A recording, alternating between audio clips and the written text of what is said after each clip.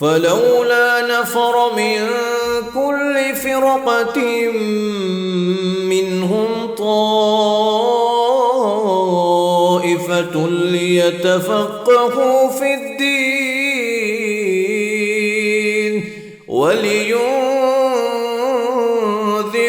قومهم إذا رجعوا إليهم لعلهم يحذرون۔ علت جو ہوتی ہے مقیس علیہ میں، جس کے فرع میں وجود کی وجہ سے حکم متعدی ہوتا ہے، تو اس علت میں ضروری ہے کہ ان تضطرد فی معلولاتها، کہ علت وہ مضطرد ہو۔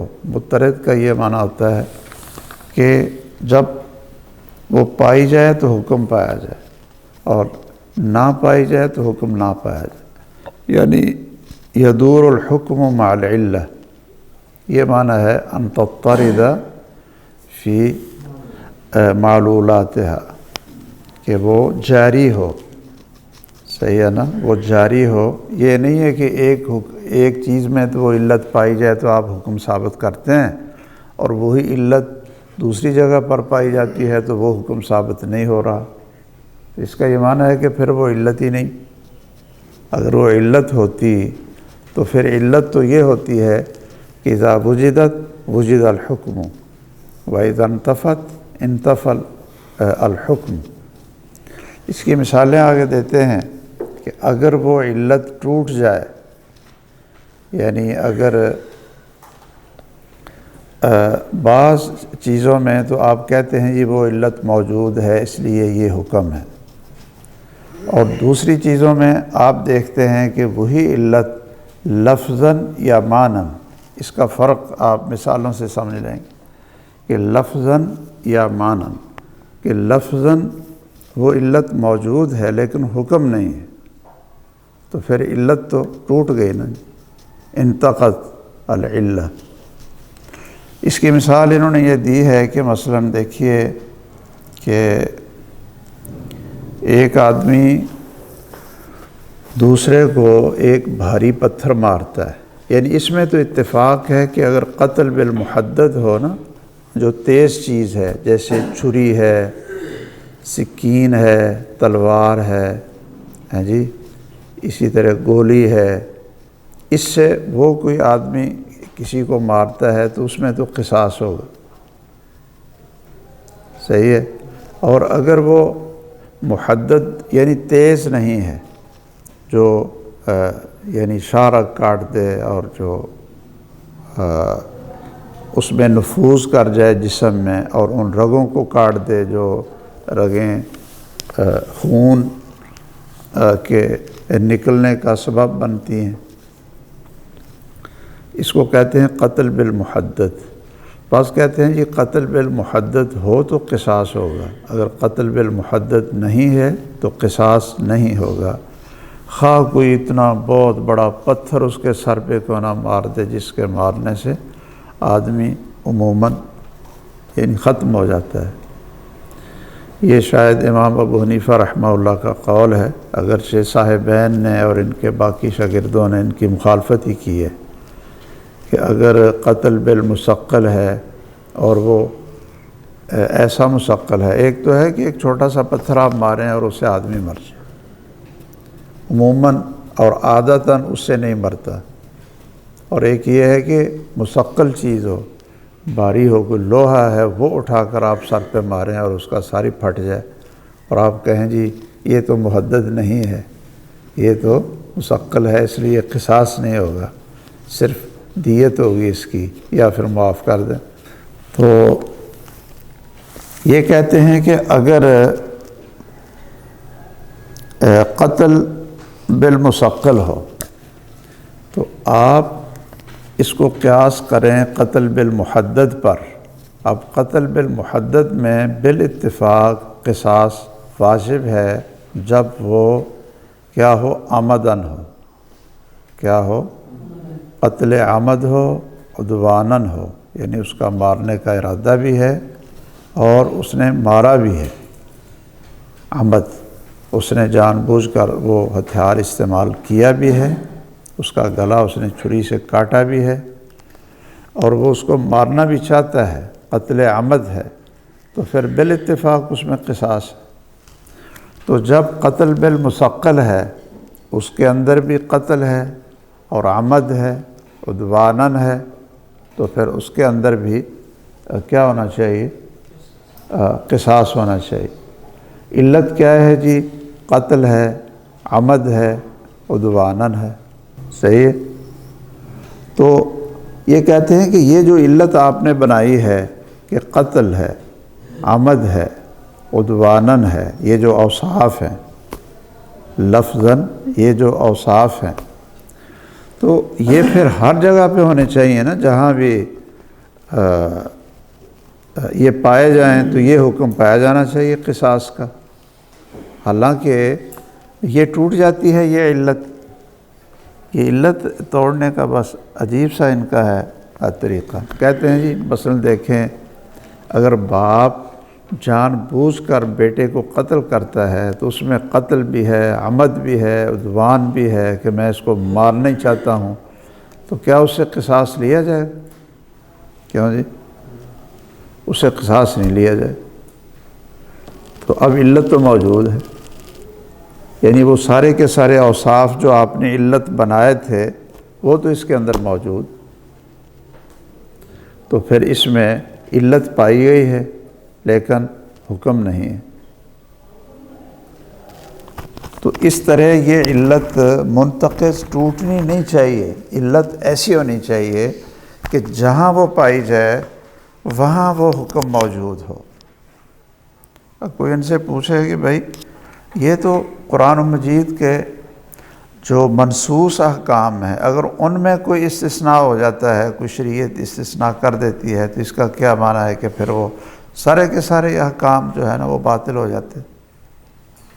اب یہ تو شریعت نے استثناء کیا ہے نا جی، اس وجہ سے علت موجود ہے جی، وہی سبب موجود ہے، لیکن وہ تو اس کو خاص کر دیا۔ رسول اللہ صلی اللہ علیہ وسلم نے فرمایا کہ لا یقاد الوالد بالولد، لا یقاد الوالد بالولد، کہ باپ سے قصاص نہیں لیا جائے گا بچے کی وجہ سے، اس کے بیٹے کی وجہ سے۔ اگر باپ قتل کرتا ہے تو پھر بیٹے سے قصاص نہیں لیا جائے گا۔ تو علت تو موجود ہے لیکن یہ اس کا استثناء ہے، ٹھیک ہے؟ تو اس لیے یہ مثال تو بنتی نہیں۔ یہ لکھی ہوئی مثال آپ کے پاس نہیں لکھی ہوئی؟ اچھا، دیتے ویسے یہی مثال ہیں، وہ شیخ عثیمین نے بھی یہی دی ہے، انہوں نے بھی یہی دی ہے۔ کہتے ہیں کہ فَمَتَى انتقدت لفظا بأن صدقت الأوصاف المعبر بها عنها في صورة بدون الحكم أو معنى بأن وجد المعنى المعلل به في صورة بدون الحكم فسد القياس، کہ وہ لفظاً علت موجود ہے، وہ اوصاف جس سے آپ علت کو تعبیر کرتے ہیں، معنن کا معنی ہے کہ وہ معنی جس سے آپ علت کو تعبیر کرتے ہیں، وہ لفظاً اوصاف موجود ہیں، حکم موجود نہیں، جیسے والد اپنے بیٹے کو قتل کر دے۔ یا معنن یہ کہتے ہیں جی دیکھو ہم نہ اس طرح قیاس کریں کہ کوئی کہتا ہے جی حیوانات میں، مواشی میں زکوٰۃ واجب ہے، مواشی میں زکوٰۃ واجب ہوگی، کیوں جی؟ کہ لدفع حاجت الفقیر، کہ لوگ فقیر ہیں تاکہ ان کی ضرورت پوری ہو۔ اگر آپ اس میں زکوٰۃ واجب نہیں کرتے ہیں تو پھر فقراء کی ضرورت کیسے پوری ہوگی؟ تو علت کیا ہے؟ دفع حاجت الفقیر۔ یہ ایک معنی ہے جس سے انہوں نے وہ نکالا ہے، یعنی پیچھے تو الفاظ تھے نا، اوصاف لفظی تھے، قتل، عمد، عدواناً، اور یہاں کیا ہے؟ دفع حاجت الفقیر. یہ ایک حکمت ہے، ایک معنی ہے جو علت بنتا ہے وجوب الزکاة فی المواشی. تو یہ کہتے ہیں جی یہ پھر جہاں بھی دفع حاجت الفقیر ہونی چاہیے تو پھر یعنی وہاں زکوٰۃ واجب کریں آپ. تو جواہر جو بہت قیمتی ہوتے ہیں اور اسی طرح جو قیمتی پتھر ہیں، اور جو کیا نام ہے جی جو قیمتی پتھر ہیں؟ اللؤلؤ والمرجان، یاقوت اور ہیرا اور فیروزہ. تو یہ جو قیمتی چیزیں ہیں، جواہر ہیں جی، اسی طرح اور قیمتی جو پتھر ہیں، تو ان میں بھی پھر زکوٰۃ واجب ہونی چاہیے. اگر آپ کہتے ہیں دفع حاجت الفقیر، وہ علت تو ان میں بھی پائی جاتی ہے، حالانکہ کوئی بھی ان میں زکوٰۃ کو واجب قرار نہیں دیتا. کہتے ہیں جی ذہب کے اندر زکوٰۃ ہے، فضہ کے اندر زکوٰۃ ہے جی، یا نقدی کے اندر زکوٰۃ ہے. باقی جواہر میں، ان چیزوں میں جو اس سے بھی زیادہ قیمتی ہیں، ان کے اندر کوئی بھی زکوٰۃ نہیں کہتے فقہا. اور جو علت آپ بنا رہے ہیں مواشی میں زکوٰۃ کے وجوب کی، تو وہ علت تو موجود ہے، دفع حاجت الفقیر. تو یہ تو پھر مانن یہ علت ٹوٹ گئی، علت موجود ہے، حکم نہیں ہے، آپ بھی نہیں حکم مان رہے، تو یہ پھر علت مضطردہ نہیں ہے، یہ علت مضطرد نہیں ہے. تو علت مضطرد ہونی چاہیے کہ جہاں بھی پائی جائے وہاں حکم پایا جائے، جہاں نہ پائی جائے وہاں وہ حکم بھی نہ پایا جائے. علت اس طرح کی ہونی چاہیے. تو اگر علت ٹوٹ جاتی ہے لفظاً یا معناً تو وہ علت پھر مضطرد نہیں ہوتی، اس لیے اس علت کی وجہ سے پھر آگے آپ حکم کو متعدی نہیں کر سکتے. تو یہ بھی فضول سی مثال ہے، کوئی یعنی بنتی تو ہے نہیں. مواشی کے اندر جو زکوٰۃ فرض ہے، کیا وہ قیاس کی وجہ سے فرض؟ وہ تو نص ہے، یا لدفع حاجت الفقیر. وہ پیچھے تو اس نے کہا تھا جی مال میں زکوٰۃ اس لیے واجب ہوتی ہے کہ اس کے اندر نمو ہوتا ہے.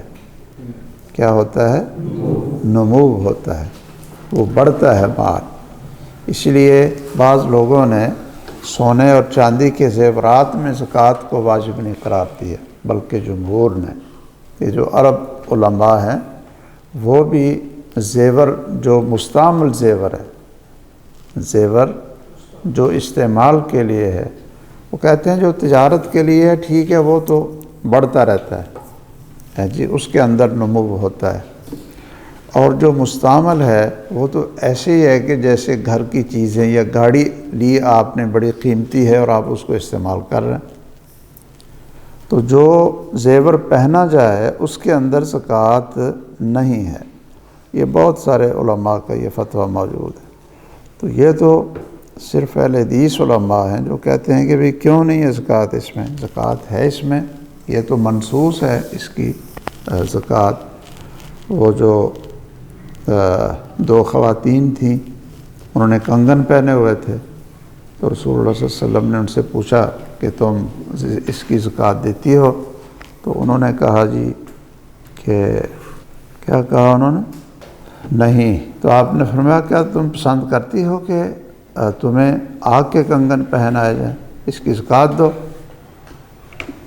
اسی طرح سیدہ ام سلمہ کی جو وہ روایت ہے کہ کنت البس اوضاحا من ذہب، کہ میں کچھ زیور پہنتی تھی، تو میں نے پوچھا رسول اللہ صلی اللہ علیہ وسلم سے کہ الیس ہوا بکنز، کیا یہ وہ کنز نہیں ہے جس کے بارے میں اللہ تعالیٰ کہتے ہیں والذین یکنزون الذہب والفضة ولا ينفقونها فی سبیل اللہ فتقوی بها جباہہم وجنوبہم. یہ کس طرح ہے پوری آیت؟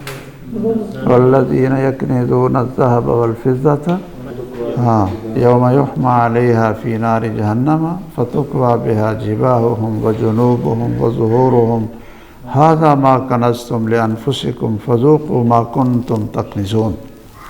تو یہ وہ تو نہیں ہے، تو رسول اللہ صلی اللہ علیہ وسلم نے کیا کہا تھا ہم سے کہ اگر تو آپ اس کی زکوٰۃ دیتی ہیں فلیس بکنز، کہ پھر یہ کنز نہیں ہے۔ تو اب وہ زیور استعمال کرتی تھیں۔ اسی طرح جو حدیث ہے یہ ذہب کے بارے میں بھی ہے نا، کہ تم ذہب کو جو ہے نا وہ اکٹھا کرتے ہو۔ اور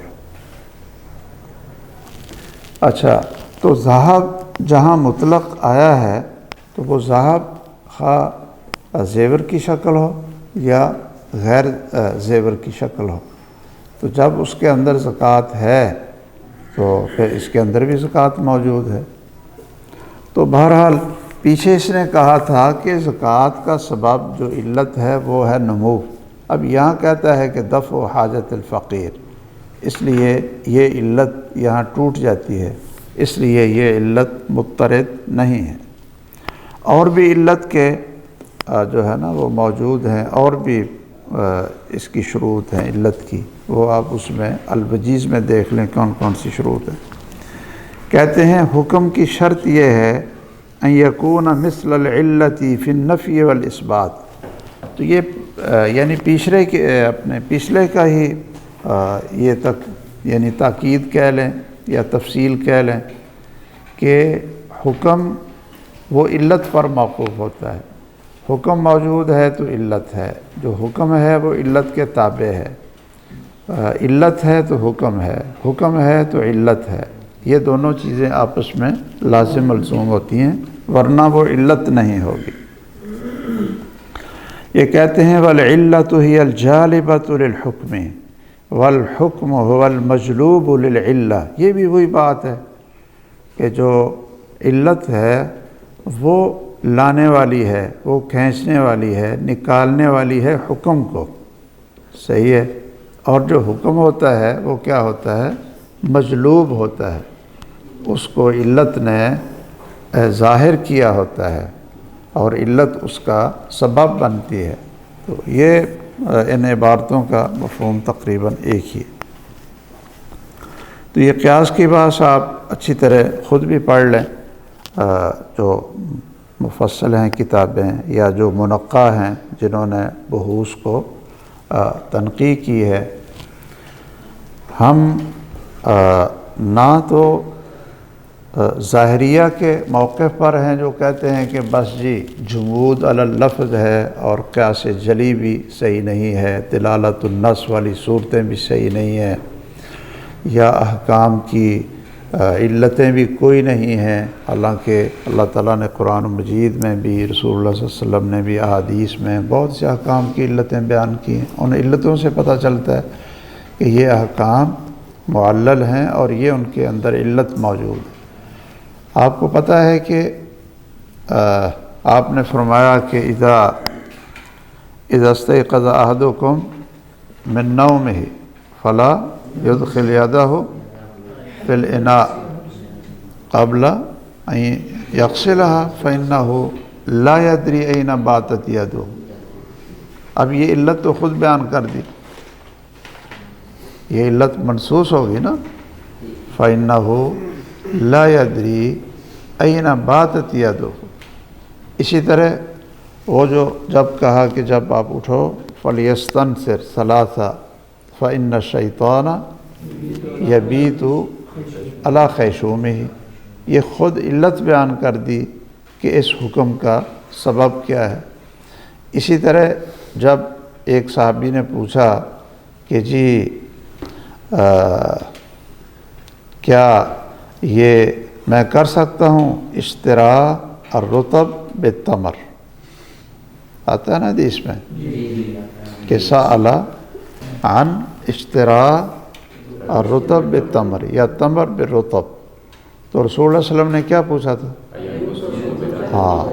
اینقص الرطب اذا یبس، اینقص الرطب اذا یبس، تو اس نے کہا جی نعم، تو آپ نے فرمایا لا. اب یہ علت خود بیان کر دی نا کہ جن دو چیزوں میں رطب یعنی یابس اور رطب کی وجہ سے ان میں وزن کم اور زیادہ ہوتا ہے، کیل اس کا کم اور زیادہ ہوتا ہے، وزن اس کا کم اور زیادہ ہوتا ہے، تو ان کی بیع آپس کے اندر جائز نہیں ہے. صحیح بات ہے نا. تو بہت سارے اس طرح کے یہ موجود ہیں قرآن مجید میں بھی. اس لیے یہ کہنا کہ نہیں جی بالکل احکام معلل ہے ہی نہیں. اور اسی طرح جو بغیر غور و فکر کے بھی ایک دوسرے کے متماثل چیزیں موجود ہیں، یا ان کے اندر بعض ایسی چیزیں موجود ہیں کہ جو بالاولیٰ پائی جاتی ہیں دوسروں میں، تو وہاں قیاس کا انکار کر دینا، تو اس طرح کی ظاہریت کے ہم قائل نہیں. ویسے العمل بالظاہر یہ واجب ہے، اور یہ جو اس طرح کا ظاہر ہے کہ مثلاً بعض مثالیں موجود ہیں حافظ ابن حزم رحمہ اللہ کی، یہ ان لوگوں نے نکالی ہوئی ہیں، بس ان سے پتہ نہیں ایسے کیسے، حالانکہ وہ بہت بڑے فقیہ تھے، مجتہد تھے، کہ وہ کہتے ہیں جی اگر کوئی آدمی پیشاب کر دے ہے جی تو وہ تو جائز نہیں ہے. لا یبولن احدکم فی الماء الدائم. اور اگر وہ کسی برتن میں پیشاب کر کے پھینک دے تو یہ منع نہیں، اس لیے کہ لا یبولن کہا ہے، یہ نہیں کہا کہ لا یسب البول یا لا یلقی البول. اور اسی طرح وہ کہتے ہیں کہ جی اس سے غسل منع ہے، یعنی جس میں وہ پیشاب کرے تو آپ نے فرمایا نا ثم یغتسل فیہ، ہاں جی اس سے غسل منع ہے. وہ محلہ میں آپ دیکھ سکتے ہیں، محلہ میں آپ یہ چیزیں اس طرح کی دیکھ سکتے ہیں. اسی طرح وہ کہتے ہیں کہ جی یہ بول سے منع کیا ہے، تغوط سے منع نہیں کیا ہے جی، تغوط سے منع نہیں کیا ہے. اچھا اب یہاں آپ دیکھیں کہ ظاہر کیا ہے. شاید میں نے ایک دفعہ آپ کو بتایا تھا، یہ لوگ جو اپنے آپ کو اہل ظاہر کہتے تھے نا، ایسی چیزوں میں انہوں نے خود ظاہر کو چھوڑا. یہ شیخ الاسلام نے لکھا ہے. ورنہ پیشاب کرنے میں اور پیشاب ڈالنے میں کیا فرق؟ یعنی ظاہر کیا ہے؟ ظاہر تو یہی ہے کہ کوئی فرق نہیں ہے جی. اسی طرح بول اور تغوط، تغوط کے اندر تقذر زیادہ ہے، تغوط میں تقذر کیا ہے؟ زیادہ ہے. تو اب ظاہر کیا ہے کہ پیشاب سے منع کیا ہے اور غائط سے منع نہیں کیا. یہ اچھی بات. غسل سے منع کیا تو جو ہے نا پینے سے منع نہیں کیا. اب ظاہر کیا ہے اس میں؟ شیخ الاسلام نے ایک جگہ پر لکھا ہے کہ یہ جو حضرات ہیں نا، پتہ نہیں ان کو کیا ہوا کہ بالکل ہی لفظی جمود پر یہ آئے، اور انہوں نے جو اس سے بھی بالاولیٰ وہ چیز یعنی موجود تھی، اس کو انہوں نے کہا کہ جی یہ ظاہر نہیں، حالانکہ وہ ظاہر ہے. وہ یتبادر الی الذہن والعقل، وہ اس سے بھی پہلے ذہن میں آتا ہے کہ یہ چیز صحیح نہیں ہے. تو بہرحال ہم جو فقہائے محدثین ہیں وہ ان کے منہج پر ہیں، فقہائے محدثین. اور اس طرح الظاہریہ الجامدہ بالالفاظ المحضہ بدون فہمها والتدبر بها وتبادر المعانی منها، ہم اس طرح کے وہ قائل نہیں. اور اس طرح کے بھی قائل نہیں ہیں کہ بس وہ نصوص بھی موجود ہیں اور قرآن بھی موجود ہے اور پھر ہم وہ قیاس کے پیچھے وہ پڑے رہیں اور وہ اپنے عقل سے ہی بنا کر چیزیں وہ جو ہے نا یہ حکم لگاتے رہیں، بلکہ ہمیں قرآن اور سنت کی نصوص میں اتنی جامعیت ہے اور اتنی اس کے اندر اللہ ذوالجلال نے وسعت رکھی ہے کہ وہ مسائل قرآن اور سنت سے حاصل ہو جاتے ہیں۔